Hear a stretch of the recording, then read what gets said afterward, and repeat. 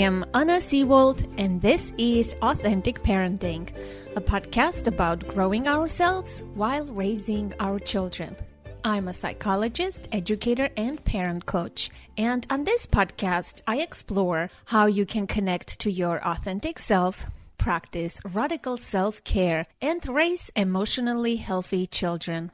Let's break the generational cycle of trauma for a more peaceful, kind, and compassionate world. This is the final episode of the year. Welcome. I am joined by one of my listeners, Jen, who has become a good friend and co-host.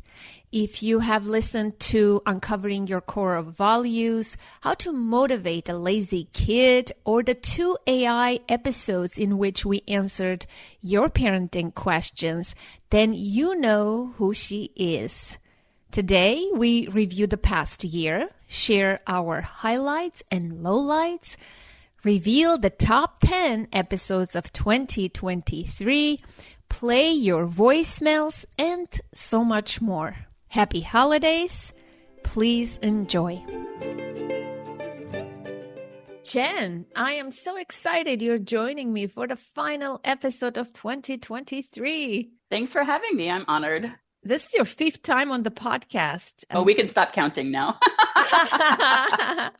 I love that. Besides Judith Rabinor, who's been on the podcast 5 times, I think you're the next participant. I love doing the final episode of the year because it gives me an opportunity. It forces me to go and look at my previous year, my journal, my photos in my phone, the various notebooks that I have where I write down things. And I also listen to the final episode of each year. And I'm like, wow, this is incredible. If I didn't do any of this, it feels like, my life was okay, But when you sit down and actually reflect, and we have some questions for that, it gives you a different perspective. It feels like my life was meaningful. I did do a lot of things. I did have fun. So where are you with that? Do you do reflection usually, or were you forced to do it for this episode? Yes, I only do reflection when I'm forced to, even though I know intellectually that it helps so much. I have time set aside in my work calendar every week to reflect at the end of the week. And I always just plow right through that time working and not doing the reflection that I committed to do.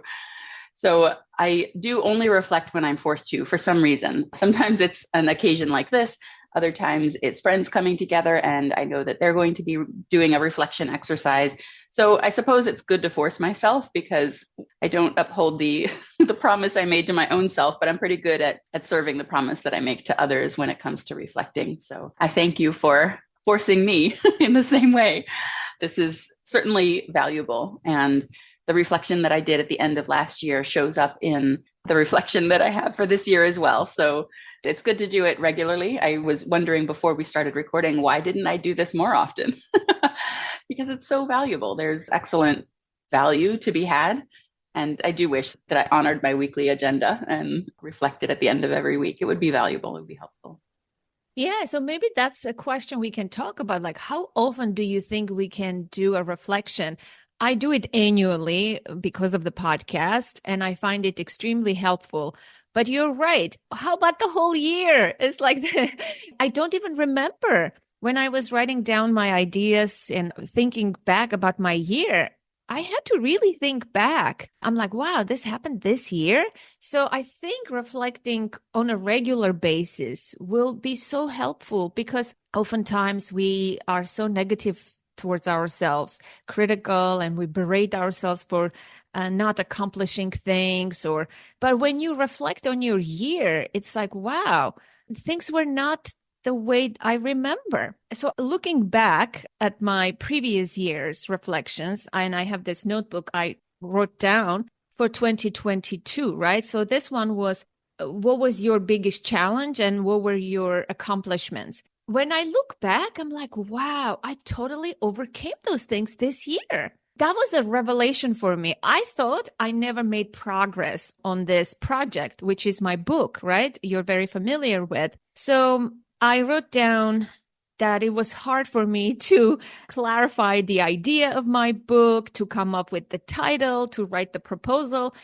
And guess what? This year, I already have the title, wrote the proposal, wrote 3 chapters, not only clarified the idea, I made a lot of progress. But if you ask me without looking back, I would say, no, I'm still working. It's not going well. But when I compared, I made so much progress. It says clarifying the book idea, choosing a current title. These were things I was dealing with last year. And this year, I definitely made progress. But it is so important to pause and acknowledge, so that it sinks in that, I did do something here. How about you? Yeah, that's awesome. I think that's my favorite part of the job that my therapist does for me is supplying that perspective that we don't have on our own as easily. Often she will say things like, but look at all the things that you're coping successfully with. You've got X and Y and Z and A and B and C. And many people in that circumstance would fall apart, and you're dealing with those things very well. And yes, you're struggling with 1, 2, and 3, but look at what you are managing as a heavy weight. And wow, thank you for that. I think that that's a little bit what journaling does for us. And the work that you've done to keep those in notebooks is give us that perspective on our own without having to pay a professional therapist to help with it. And what is yours? You said you have something on your phone? Yeah, I made a wallpaper for myself on my phone at the beginning of this year of the 3 goals that I wanted to work on. And they're the kinds of things that you can't ever call finished. They're just, I wanted to get better at them, right? The first one was expressing appreciation. I do often feel appreciation, but I don't express it as much. And I did very well on this at the beginning of the year. And then when I changed my wallpaper, I lost track of it and didn't do it as much. So again, that gap between knowing what to do and actually doing it. And then study weekly. I have a study plan that I wanted to do every single week. And I learned a lot about what works and what doesn't work. I still haven't achieved my goal of doing it every week because I get derailed by little things all the time. So, and it's with my kids too. So I have to engage them and involve them. So it's not just my own habits that I'm trying to change here. I'm trying to get them on board, make it enjoyable for them. So learned a lot. For example, my youngest one needs super short sessions. I know this, again, intellectually, I know this about kids, especially small kids who are neurodivergent. They need very short sessions. So trying to aim for an hour is not realistic. So we do 15, 20 minutes, and it's not the weekly regularity that I want, but it's progressing. I'm learning. And then the last thing is pursuing a new role. I knew that I don't have control over that outcome at work, getting a new position in my company, but I know that I have control over the pursuit. And I have done pretty well at making progress there. And as expected, there's a lot of internal dynamics that are making it difficult to find the role that I want and then find the right people who can connect me with it. So I haven't achieved the new role that I wanted, but I have done a lot of work in getting progress there. So those are the things that I said I would work on in 2023. And it does feel good to be reminded of the appreciation one that I'd completely forgotten about, and to give myself credit for the progress I've made on studying weekly and pursuing a new role. That's great. I remember, speaking of appreciation, I remember you mentioned that during one of our support calls, and I remember getting an email from you one day, really moving, a thank you email. Do you remember sending me a thank you appreciation? I don't remember what was it about, but I saved it. I saved all the thank yous and voicemails that listeners send me.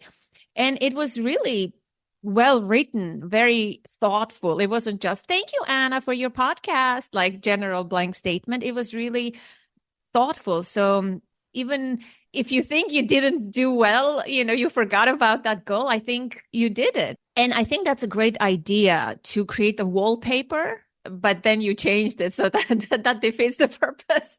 It's a reminder, right? You can have it on your phone all the time, the intention that you set for the year. And taking time, I think the main purpose of this portion of our conversation is to make a reflection part of our process, whether it's weekly, which might be unrealistic, or quarterly, or twice a year, maybe would be a good thing to do, because then you recognize that you have made progress on your projects. You are a good mom. You're a good dad.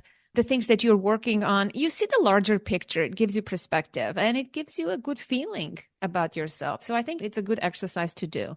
There's an author and podcaster, Gretchen Rubin, who has an offering on her website that she calls the Calendar of Catalysts. And I love the concept that for some people, Rosh Hashanah is a good time for this kind of reflection. For other people, it's the new year. For some, it's the start of the school year is a great time to reflect. Others use Labor Day to reflect on their work lives, separate from their not work lives. Other people, it's the 4th of July, right? And each of these events can be a catalyst for this kind of self-evaluation, this appraisal that we do of how things are going. So if the first of the year feels very arbitrary to some people who might not even like that we're using the word reflection, there are plenty of ways to reframe the concept. And I love that her ideas give us the vocabulary to reframe it in ways that might work better for individuals.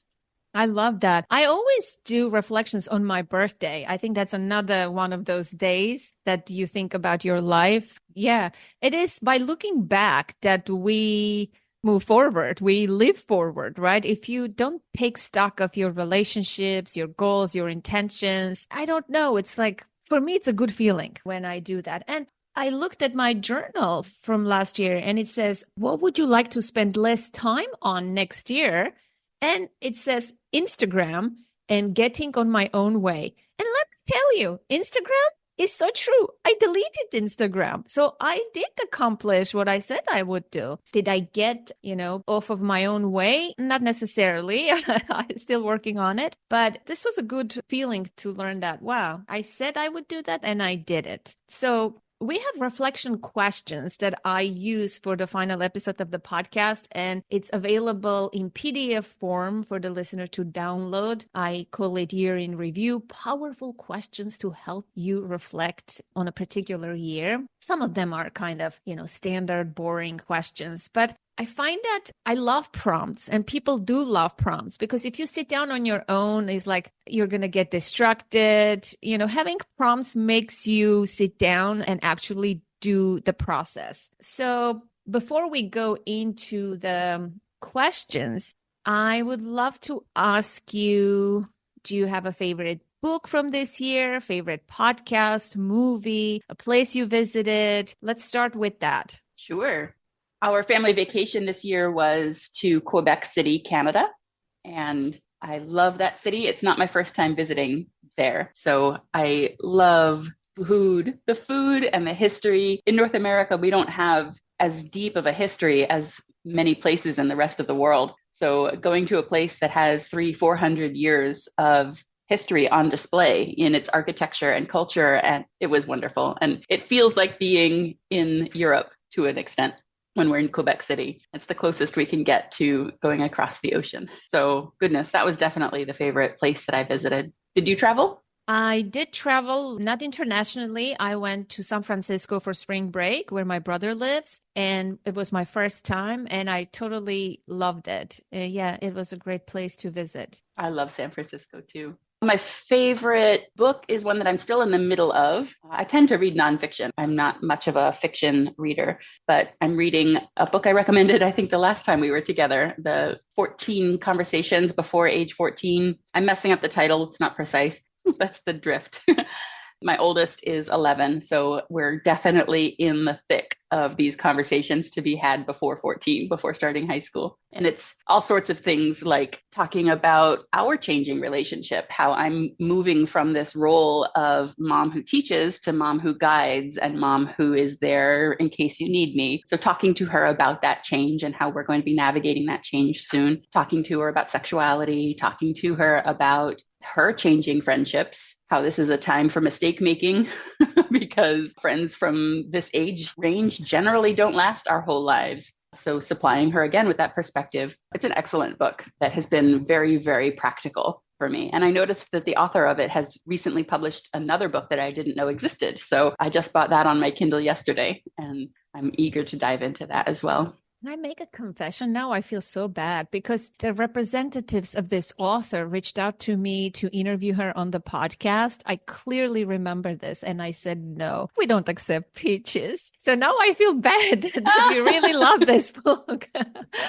We could have had the guest, the author on the podcast. As for me, I read a lot of books, obviously, for the podcast. For myself, I'm also in a book club. And so that forces me to read fiction, which, like you, I'm a nonfiction consumer. And I did read a lot of good books this year in the book club. One of them was A Thousand Splendid Suns. That was my favorite from the year. It's by the person who wrote The Kite Runner. Khalid Hosseini, I think his name is. That was my favorite fiction. And as for nonfiction, I cannot highly recommend 4,000 Weeks by Oliver Berkman. And I am so dying to have him on the podcast. It's called 4,000 Weeks, Time Management for Mortals. It's a philosophical book about time, productivity. It's so wonderful. It's not your, hacks and tricks for productivity. It would just blow your mind, give you a perspective for living your life and appreciating time. And it was so well written. I read it twice and I recommend it to a lot of people. So that's a book that I choose. How about a movie or a show? Do you watch shows and movies? No, I don't. So I can't comment on that one. Oh, yeah. So me too. I haven't watched. I went to see the Barbie movie. I don't know if that counts. And I liked it. I have to say, I had low expectations. I'm not a Barbie person, but it was fun watching it. Favorite artist or song or album or something musical? Do you have anything for that? My children dictate my musical tastes. Because without them, I am stuck in the 60s. It's the music that my parents played when I was growing up. And so it's the music that I prefer to listen to. And I love the 60s. I love that music, and my family does not. So my favorite artist just in general is Van Morrison. Also, 60s, 70s. He's got some newer stuff too, but I like his classics. But my daughters have gotten me into Taylor Swift. So I do enjoy a good Taylor Swift song. Oh, speaking of Taylor Swift, yes, I'm a Taylor Swift fan. I'm not embarrassed to say it. And my daughter, obviously, into her too. And guess what? One of the highlights of my year was going to Taylor Swift concert. I took my daughter and her friends. I was a great mom. Listen, I earned a lot of brownie points, as they say. I took her and her friends and we had an amazing time. It was magical. It was an amazing show. Perfect weather in New Jersey, an amazing concert, really memorable. And it was my daughter's first concert. And it was so good. They chose an outfit for me because everybody had to dress up by her eras. I forgot what mine was because it was chosen by my daughter. It was so cool. Oh, that's awesome. It's on par with what my highlights are for the year. My highlight of every year is always my one-on-one trips with each of my girls. I take 2 nights and 3 days with one girl at a time. And she gets to decide where we're going to go. It has to be driving distance. We're not getting on a plane for this, but we can drive to any city that she wants. We can do whatever activities she wants. So this year, each kid picked one activity that they wanted to center the rest of the trip around. And my oldest wanted to see a fox. She's very much into foxes. So I called all the zoos in our area and found that there are only 2 that have foxes on display. So we went to that zoo. The very first thing we did was drive to that zoo, saw the fox, which was very stinky. I didn't know foxes smelled that much. And then we spent the rest of the time on the Delaware beaches. And then my other daughter is much more energetic. And her central activity was a theme park.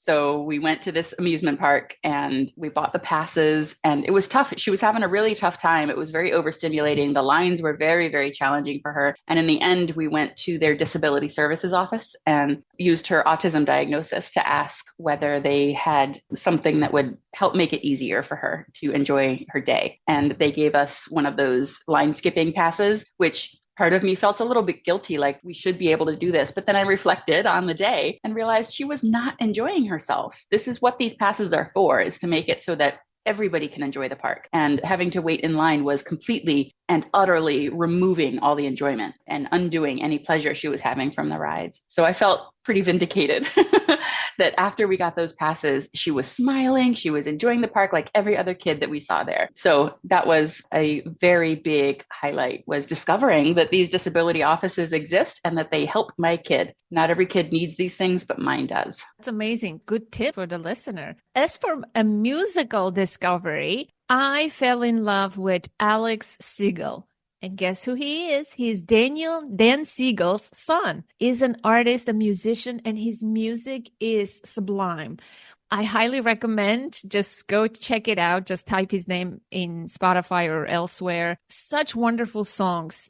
And, at the end of the year, Spotify releases something called Wrapped, and it tells you, how many hours you listened to, what were your favorite podcasts or artists. My top one was Alex Seewald. So I listened to him on repeat. I also contacted him on Instagram. What a sweet person. We were chatting for a while, very relatable, very open. And yeah, so that was a discovery. I'm glad you shared that. That's very cool. I admire Dan Seewald as an author and a thinker, and to know that he's had an impact on a creative person in the world is very exciting. I can't wait to listen. I know. For that reason, I think everybody should, if you are a Dan Seewald fan, check out his son's work. He's in his 30s. As for a podcast, I'm a podcast snob. I don't like a lot of podcasts. I give it a test drive to a lot of podcasts. But if the audio is bad, if the host has a scratchy voice or something, it can turn me off. I have to be honest. But I discovered one podcast. It's by CNN. It's very well produced. It's called All There Is with Anderson Cooper. And it's all about my favorite topic, grief. I know it sounds bad, but it's not. It's such an amazing show. I cannot highly recommend this podcast. It's so relatable, comforting, nourishing, validating. His mother dies and he goes and he has to get rid of her stuff. And I don't want to spoil it. It's sort of like an audio diary. Then he has interviews. He even interviews the president of the United States about his grief. This show is superb. Highly recommend. It's called All There Is, and I consumed it in 2 days. It's that good. How about you? Oh, that's awesome. I can't wait to try that one. I have a lot of podcasts that I listen to. I don't listen to very much music because my ears are usually filled with podcasts. And I do enjoy all the hits. I like Radio Lab and Hidden Brain and Endless Thread and The Next Big Idea, TED Radio Hour, Science Friday, all of the things that most podcast listeners already know about or have tried. But I think my favorite one that I discovered this year is Struggle Care by Casey Davis. The idea of her book of the same name, Struggle Care, is that the self-care tasks, or even not self-care, just care tasks, caring for our bodies, caring for our homes, caring for our families, these tasks are morally neutral. If we are struggling to achieve them, it doesn't make us a bad person. It isn't a moral judgment on us. And she spends a lot of time in the book and on each episode releasing us from that idea that we can struggle with these things and still be a good person. And then she talks about these care tasks from many different angles and has guests that have struggled with them, guests who know how to achieve them well. But it's a fantastic concept and a great book that Spotify has on their audiobooks that we can all listen to with our premium accounts if we have those, and a great podcast that attacks the questions from many different angles. Speaking of Spotify and the premium accounts, I learned this year that there are audiobooks in Spotify. Did you know that before, or is it the new feature? I think it's new this year, and it's limited to 15 hours a month, which can make it frustrating to listen to a long book. You have to wait until your hours recharge next month if you want to continue listening, or they let you pay for more hours if you do want to listen. But 15 hours is plenty for me. And I've enjoyed books like Casey's Struggle Care. Ah, that's excellent. I discovered it this year and I thought, wow, is this new? I wasn't sure. So let's talk about some highlights and lowlights from our year before we listen to some listener voicemails. I'll go first. One of the biggest highlights of the past year for me was hosting a live event with Danielle Maté doing a live podcast recording, and I get to meet you in real time in person. So that was one of the highlights for me in March. That was fantastic. I enjoyed that event so much. It was a pleasure to hear such thoughtful conversation. You prepared amazingly for that episode and had some great questions that steered it into fantastic territory. And then the chit chat before and after and meeting you and getting a picture together, it was wonderful. I agree. It was great. And the social part, the food, it was so good. We had so much leftovers. We were eating for like a few days, my family. I'm like, you got to eat this food. I ordered so much food. Another highlight for me this year was with my friend. I went to the Omega Institute in upstate New York. I always go every year to a retreat, but this was special because this was the first time after the pandemic, doing a retreat in person, and it felt so great. That was a highlight. As I said, I was in a book club. I took a pottery class. I tried different new things this year. I met my friend from Ukraine, who is a refugee in the United States. We've been friends since 2001. And this was the first time after so many years we met in person. And she has children. I have a child. It was we with our families. We met in Princeton. We took pictures where we had taken pictures 20 years ago in the same spot. It was so sweet spending time with her. I also went to see David Sedaris, it was one of those bucket list things for me. I'm a big David Sedaris fan. I read 2 of his books this year. Are you familiar with David Sedaris? Yeah, many people aren't. I don't know why, but he writes about his crazy family. I just love that. Their essays. I saw his show in person. This year, another highlight for me was I was almost on a jury duty. They excused me after 2 days of orientation and all questions and things like that, but I was excused. And that was an interesting experience. It was my first jury duty after becoming a citizen. And I kind of felt regretful that they didn't choose me. I felt guilty, really badly. What else have I done? Apple picking, peach picking, sunflower, that kind of stuff. Most of all, I spent time with friends. Parties, friends, social events. It was a really social year for me. I guess it makes sense. After the pandemic, it was like on steroids. I socialized so much. How about you? What were your highlights? Yeah, like you, my highlights were very social and some firsts post-pandemic. One is that my congregation joins a much larger worship service annually. And over the pandemic, these were all done virtually. And it's just not the same. So we got to go in person and be in a stadium with thousands of other people. And that was a definite highlight. And it relates directly to one of the lowlights because I had to miss one of the days when I got a concussion at that event. I was in the ladies' room and I had bent down to look under the doors of the stall to confirm that it was my daughter who was in the stall next to me and to play a little footsie with her and let her know that I was there. And when that was all done, I sat back up and hit my head on the latch of the toilet stall door, and that turned into a concussion.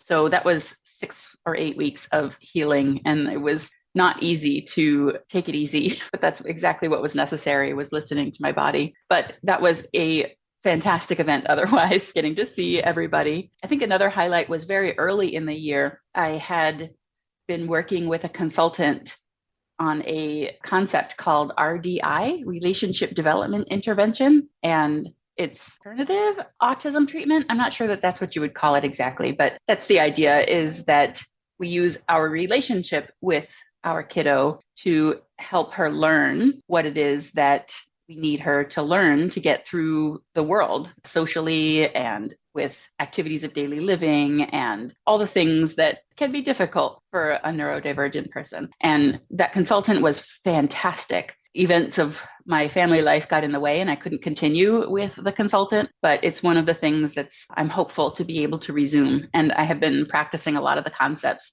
even after losing her consultancy. So I don't know, those are some highlights and lowlights. I mentioned already my one-on-one trips with my kids. Our family vacation was a highlight. Yeah, that was my year.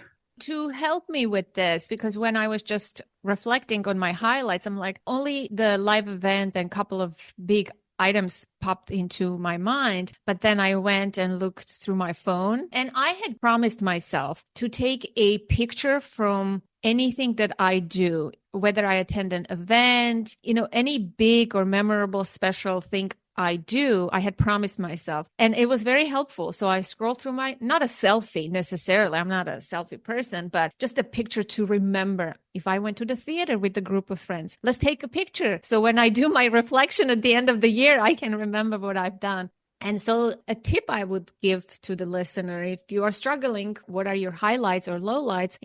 Scroll through your phone, see the photos, notebooks, journals, agenda, calendar, whatever you have. Collect all of those things, set aside some time, get a favorite drink, coffee, tea, put some nice music, get a journal and a notebook, and truly take time to reflect on your year. I can't emphasize how powerful this exercise is. I love that idea. And I'm similarly disciplined about taking pictures wherever we go. My family just went to a restaurant last night for dinner, a completely non-occasion. We just went out for dinner. I asked everybody to take a picture with me, and here we are at the table at this restaurant. And that's exactly why I do it, is so that Google will put together a collage for me at some point and show me my time with this friend, and it will make these great videos and my child over the years, and it will look for facial recognition and I'm sure some privacy people would tell me that I'm foolish for letting Google have all of that, but it's something I've decided to resign myself to. And I really enjoy the benefits of having those pictures in a way that I can get Google to help me reflect, because it's pretty good at that. So you're an Android user. I am. Because you're a nerd. That's why, all the nerds I know, computer geeks, they all have Androids. There's a reason for that. There's a reason for that. Yes. Listen, privacy. Are you kidding me? Like, we have sold our privacy a long time ago. So yeah, lowlights for me were two, actually.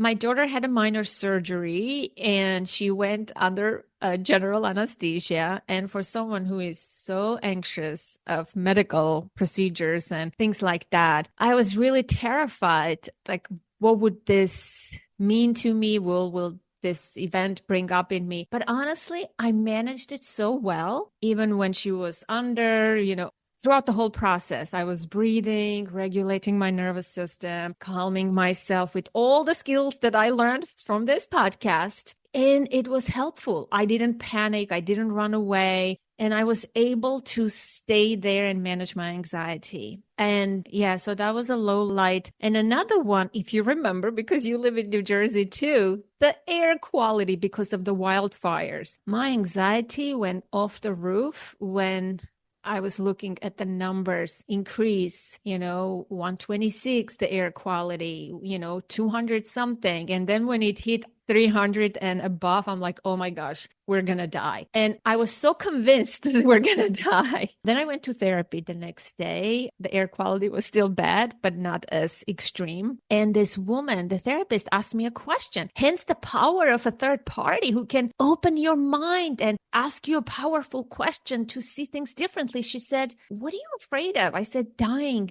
There's not going to be enough air. She said, Anna, the air quality is a poor quality. It's not that there is no oxygen to breathe. It's just poor quality that's going to leave residue in your lungs and things like that. And I thought to myself, exactly. Why am I so worried? So what if it's bad quality air? But in my mind, it was, there's no oxygen. We're going to die. Everybody's going to die. And my way of coping was, after the number hit above 300, I'm like, I gave up worrying. And I realized that that's the power of surrender. Like, when you cannot do anything else, like even worrying doesn't help, I said to myself, why couldn't I let go or release my worries earlier? I don't know. But when there was not much to do, it was very critical. I started watching Jewish Matchmaking, this show on Netflix, and I completely numbed myself with that show. By the time I finished the show, the air quality, it was resolved the issue. So yes, that was a coping mechanism. And sometimes we need to do that. You hear sometimes people say, oh, don't do bad coping mechanism. Obviously, you don't want to do drugs and things like that. But it helped me survive this panic-inducing thing,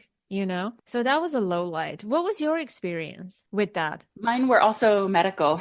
My mom has some chronic health issues. So does my dad. But my mom is the person that I'm closest to in the world other than my children. So it worries me a lot when her health is bad. And she was in the hospital several times on an emergency basis. And I depend on her for a lot of things in a practical way. So not having her around means that there's fewer hands to take care of the things around my house and in my family that I need her help with, that I use her for. So that was definitely a low light. And I coped with it using skills I learned from Low Demand Amanda on Instagram.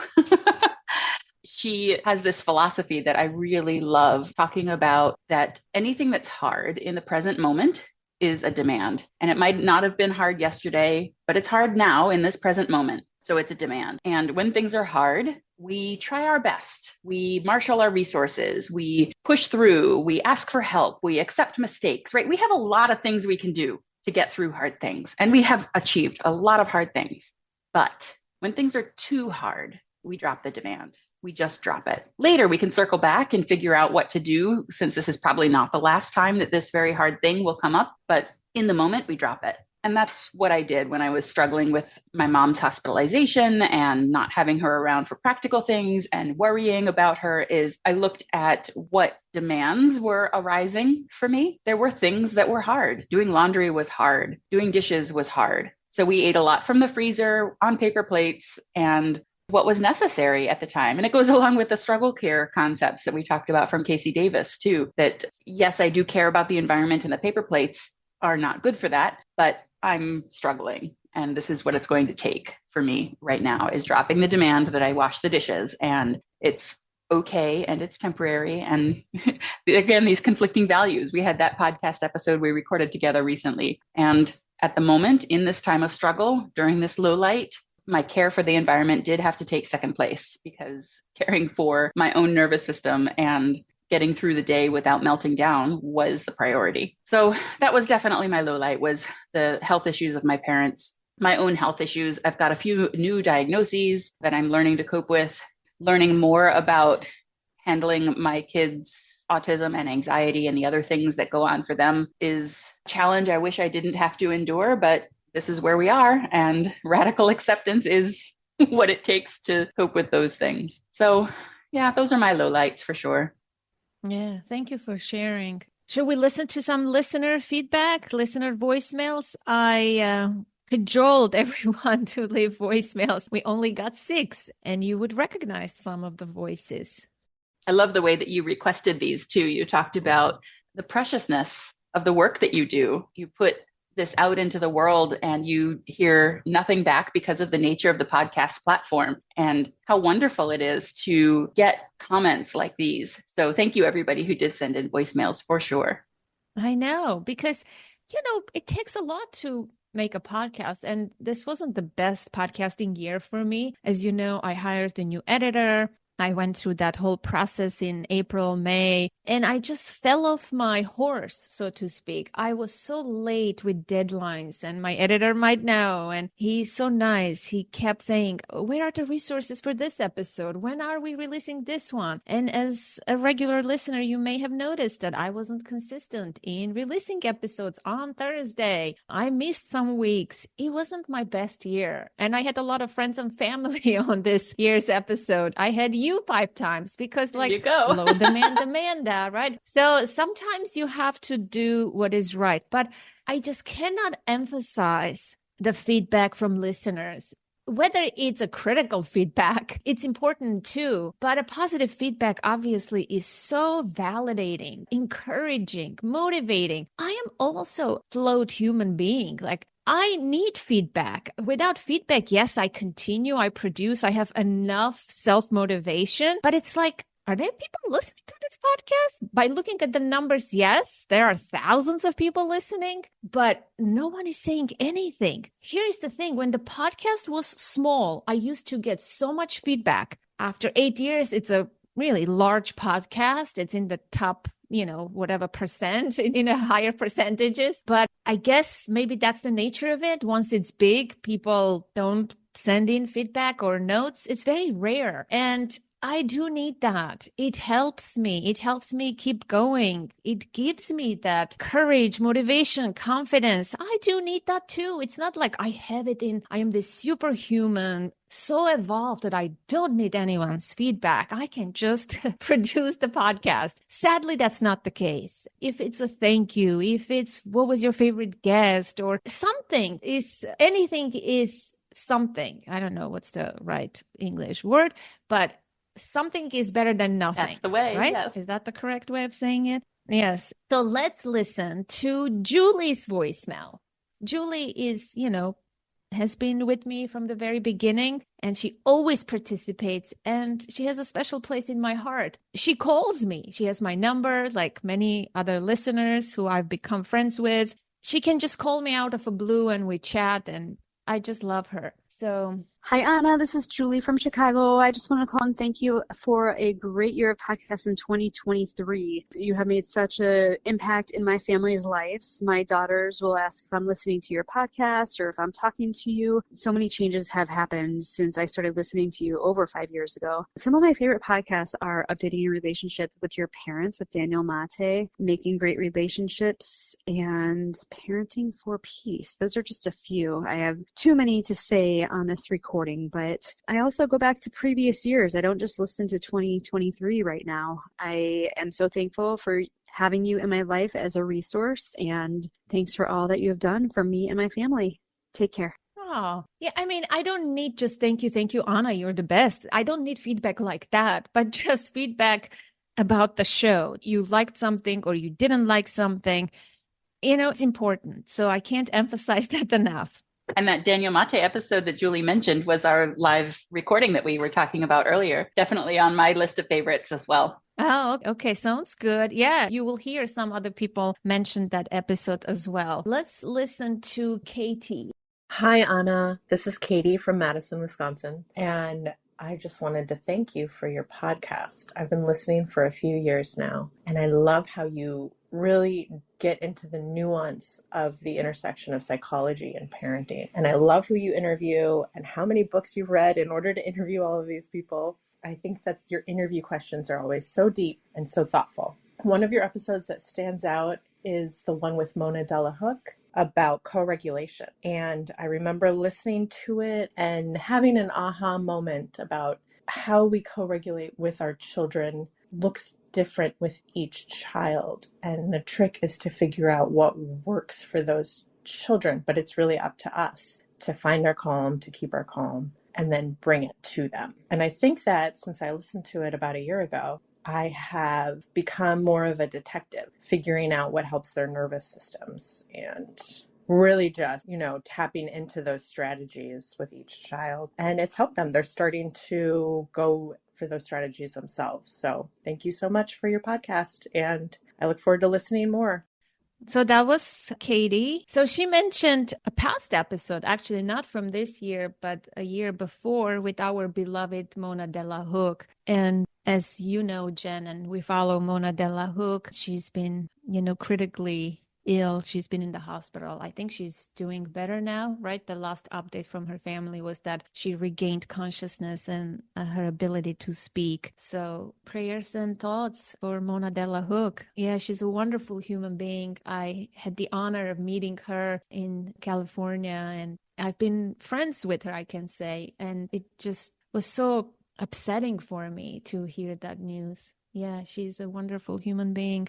I love what Katie said about being a detective. And I had the same revelation from Dr. Delahooke's work that it's different for each child. And it does help when we recognize not only that our kids need different things, but they need different ways of co-regulating with us. Co-regulating is a difficult thing to learn for one person. And then learning it for multiple relationships is a challenge that I didn't know I was signing up for when I had kids, but I'm very glad to have that vocabulary that came from Mona's book, Beyond Behaviors. Yes, thank you. Let's listen to Marcy, who is a dear friend who I also had on the podcast because of her children's book. And Marcy is the one who I go on retreats with. Because no one was leaving a voicemail and I was asking everyone, please send me feedback, send me voicemail. Of course, she wanted to be supportive. And here is her voicemail. So, Anna, this is Marcy Aboff, and I just want to tell you what a incredible podcast you have, Authentic Parenting. As you know, my kids, quote unquote, are now in their 30s, but your podcast has such wonderful and useful information, whether you have young babies, older children, adult children, and really for the parents, for parents or caregivers or anybody that works with children, and just really for adults with self-growth and just people that want to improve themselves and learn. So thank you for your incredible podcast, and I love listening to it, and I look forward to listening to more of your episodes. Keep up the fantastic work. Thank you. Thank you, Marcy. See, an encouraging friend.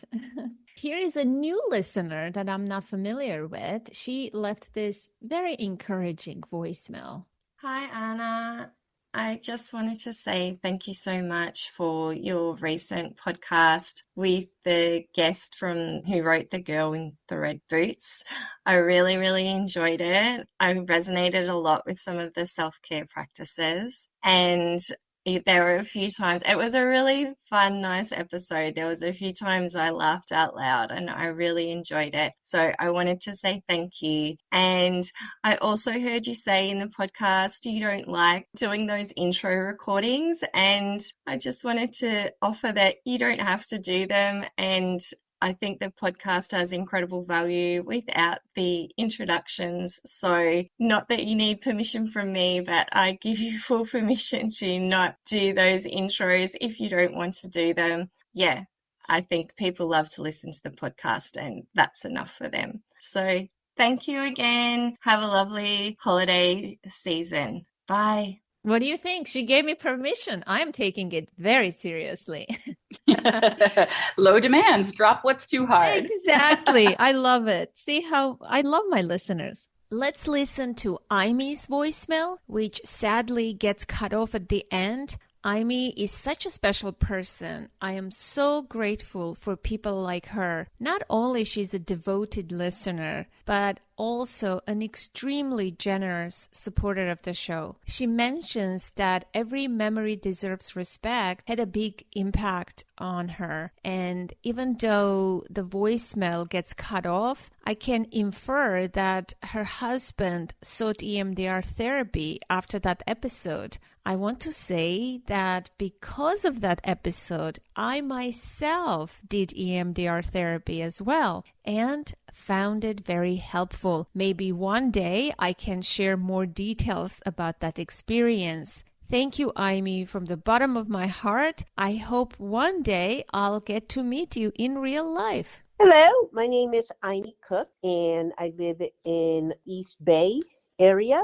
I have been listening to Authentic Parenting, I think 3 years. It might be more this year. Thank you very much, Anna. I think I have listened to most of them episodes this year and last year. And I think some of the episodes that I remember the most is How to Become a Better Listener with Guy Jacob, and also The Power of Deep Listening with Judith Rabinor. I enjoyed the latest one with Judith Rabinor, Uncovering Your Core Value. Not that one. The latest one with Judith. The latest one was very cool too, and I really enjoyed it. Every memory deserves respect. So let's listen to another voicemail from Lihia. She's also a long-term listener. In fact, she is I think she's the #1 fan who listened to the entire podcast from start to finish, right from the very beginning. She comes to our support calls, and she called on my birthday and left a message. I wasn't available at the time, but I saved that message and I kept playing. I just wanted her to know that I saved her voicemail when she sent me for my birthday. Let's see. Hi, Anna. This is Lihia. I've been listening to Authentic Parenting since 2018, originally thinking I could simply learn tricks or hacks in order to become a better parent. But what your podcast has been to me is exponentially more. I love many things about the program, but what I particularly love is how you recognize and honor with your programming the fact that becoming better individuals is paramount to becoming better parents. and better citizens of the world, and what a key role self-care, self-awareness, and self-compassion play in reaching that goal. 2 episodes of 2023 stand out for me. The first is actually a series he published in April on the adult-child-parent relationship, both with Daniel Maté and the discussions that followed. They triggered a deeper analysis of my relationship with my parents and led to some aha moments. The second is the episode from June 9th, How to Regulate Your Nervous System, with Jennifer Mann. The episode and Mann's social media content have given me a deeper understanding of how my trauma has been manifesting itself in chronic illness for the past 2 years, and how physical exercise can help regulate me in the moment, and regular practice can strengthen my vagal nerve.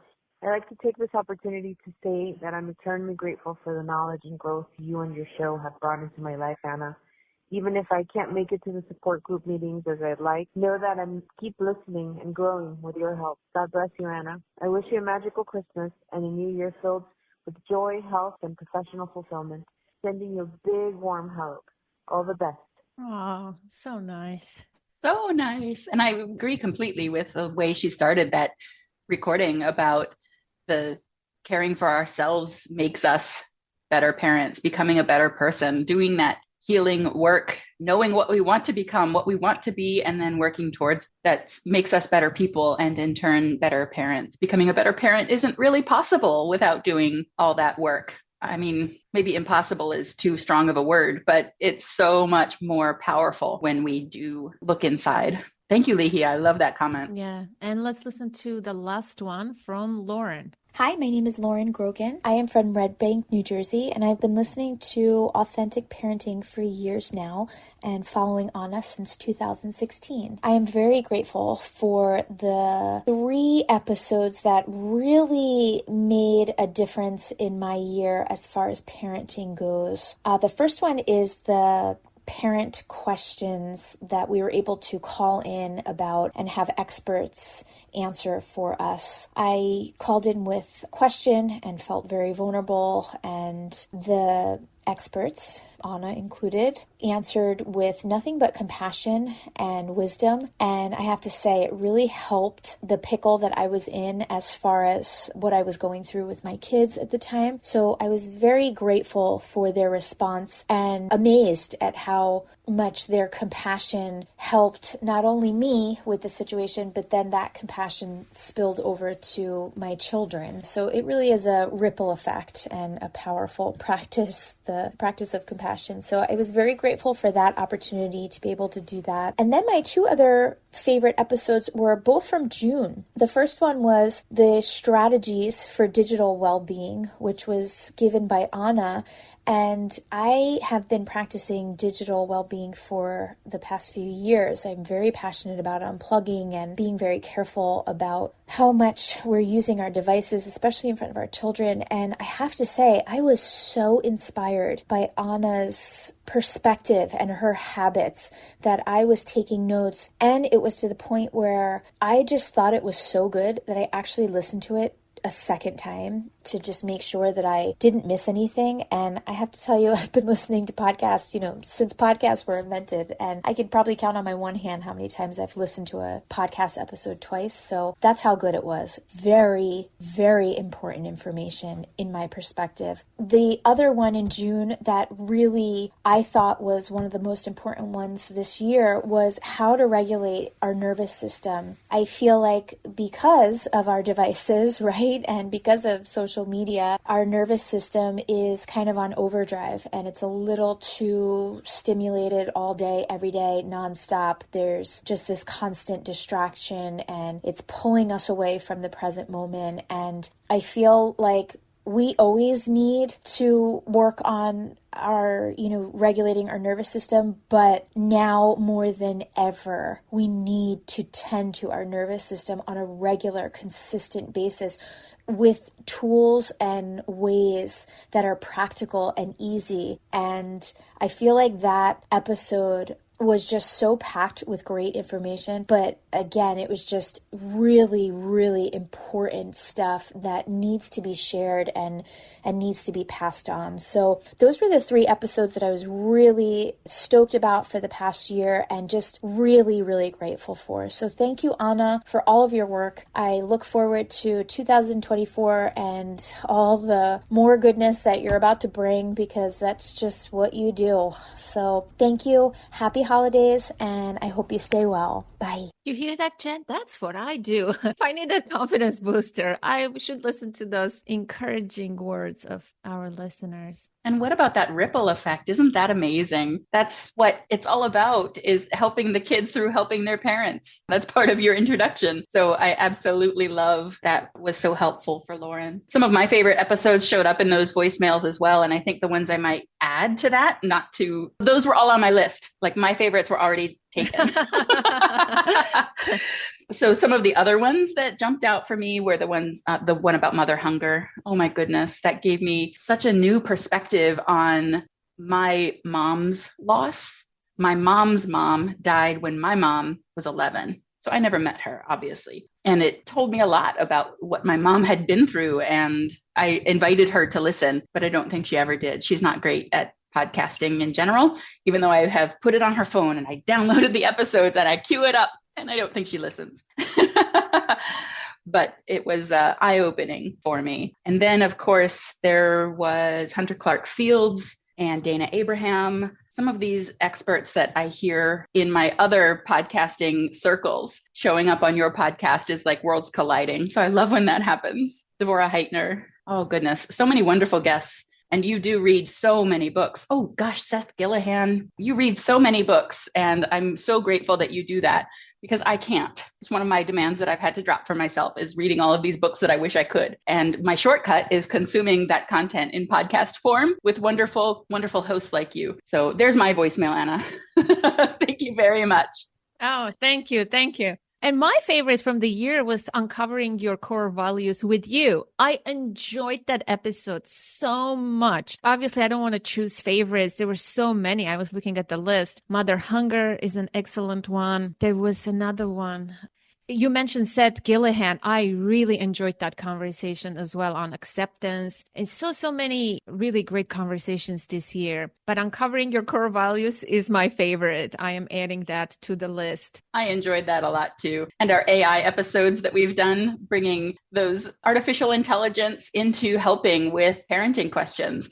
And it was a thrill to visit how the expert advice lines up with the AI advice, and what the pros and cons are of doing it on our own without expert help, but then the great value that comes with having an expert to help guide what we might even ask the AI, to guide what we do with the overwhelming amount of information that's out there when we ask a question. No, the AI episodes, I think we are the first one in the podcasting parenting sphere who actually did that kind of episode. I'm not familiar with others, but I think it was such a novel and cool idea. So I really love that. I want to move on to the last part of our final episode, revealing the top 10 episodes of the year, and see if we are surprised. I am surprised somewhat to see some of these episodes. And of course, dear listener, I don't choose the top 10. This is based on the download numbers. This is based on shares and listens. I don't have a say here.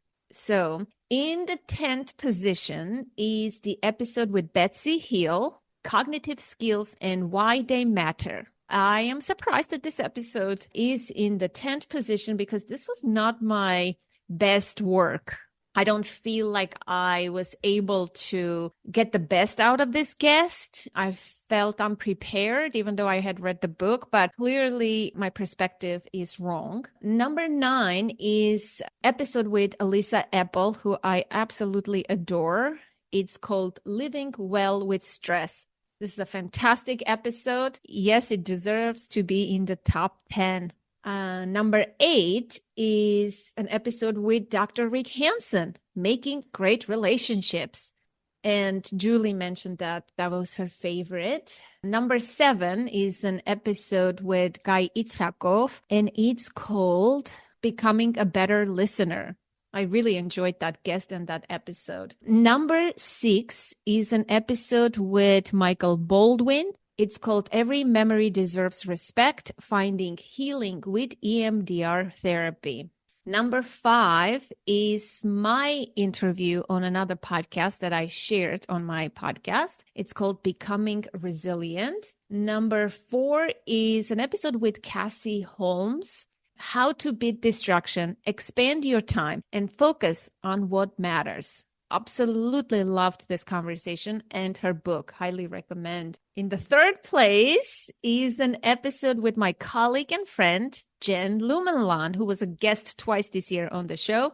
This episode got a lot of feedback. It's called 13 Reasons Why Kids Don't Listen. In the 2nd place is a solo episode, which is the only solo episode of 2023. And it's the first episode of 2023. It's called Parenting for Peace. It's a compilation episode. Loved putting it together, and it's in the 2nd place. And are you ready for the number 1? Do you have any guesses? I think it's the Daniel Maté episode. No, you're wrong, my friend. It is How to Break Away from Overworking, Overdoing, and Underliving with Celeste Headley. Wonderful. Yeah, I was surprised to see some of the episodes in there and surprised not to see certain episodes in that list, like the Daniel Maté episode. So that was the top 10. What are your thoughts? I think it speaks to the great variety of guests and topics that you cover and what it takes to be a good person. No wonder this is such hard work.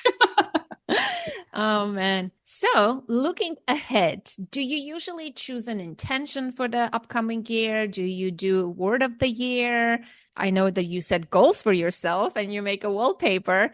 Where do you stand? Share with me. Yes, I'm going to redo my wallpaper for 2024 and not sure that I will change it actually, because we commented about how much I still have work to do on all of these. And the change will be that I reflect on it more frequently and that I don't change the wallpaper. But I don't know, maybe wallpaper is not the right mechanism for me. Perhaps I need to print something and put it on my wall or something like that. But for 2024, it's going to be the same 3 for me: to express appreciation more than just feeling it, study weekly, and continuing to troubleshoot that routine until I find some way to get that as regular as I want it to be, and continuing to pursue that new role at work. I've made a lot of progress on that, and my hope is that I will land it, but that outcome is not in my control. So I'm working on the part that I can control, which is the activity of the pursuit.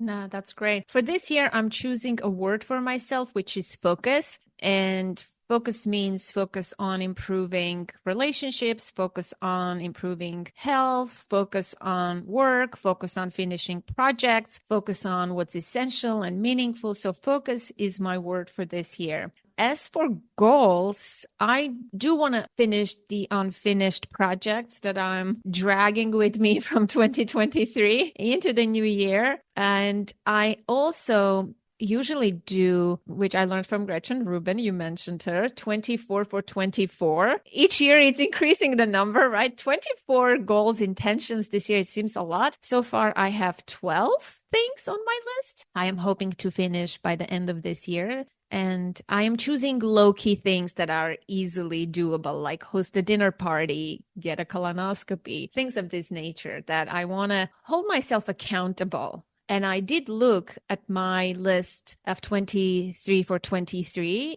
and it seems like I only have 2 items left that I haven't done.